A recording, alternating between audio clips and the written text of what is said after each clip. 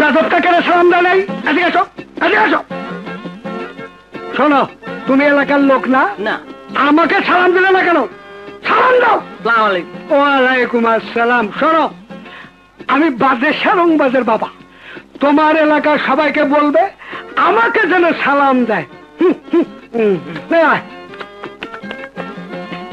আসসালামু আলাইকুম। ওয়ালাইকুম আসসালাম।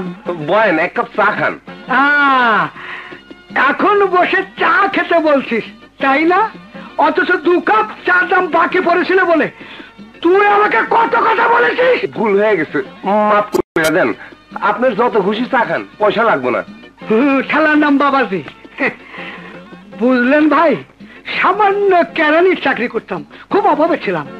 তখন এই দোকানের সামনে দিয়ে কতবার যাওয়া আসা করেছি, একবার সালামও দেয়নি, চা খেতেও বলেনি। লন, এখন দেয়। এখন কি আপনি ব্যবসা করেন?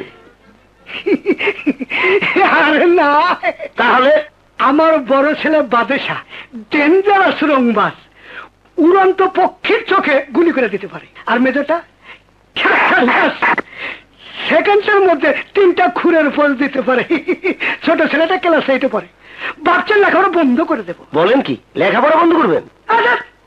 এই লেখাপড়া করে কি হয়? হ্যাঁ, ভাবছি ওকে বোমা বাজ বানাবো, ওর নাম দেবো বোমা মুচায়। এরকম 3টে ছেলে থাকলে আগামী নির্বাচনে আমাকে ঠেকায় কে? কোথায়? ওয়ালাইকুম আসসালাম। আপনি কি বাচ্চার বাবা? বাপের নাম কি? টনি মিয়া। আরে তাই না, এটা তো আমার নাম। তোমার বাপের নাম কি? আন্না মিয়া। বলো কি, তুমি কুখ্যাত পলিটিশিয়ান, সাবেক সন্ত্রাসী আন্না মিয়ার মেয়ে? জি, একমাত্র মেয়ে। আমি তেমনই একটা মেয়ে এতদিন খুঁজছিলাম। আন্না মিয়ার মতো একটা বিয়াই থাকলে এমপি তো হবই, মন্ত্রী হয়ে যেতে পারি। যাও, তুমি চিন্তা করো না, আমিও রাজি, বাদেশাও রাজি। কিন্তু বাচ্চা তো আমাকে চেনে না।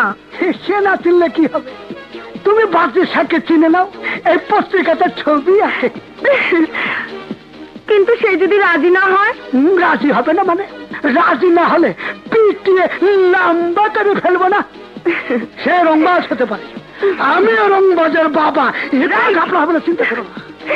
বাদশাকে আমি রাজি করাবোই। সত্যি সত্যি বলছেন? 100% সত্যি।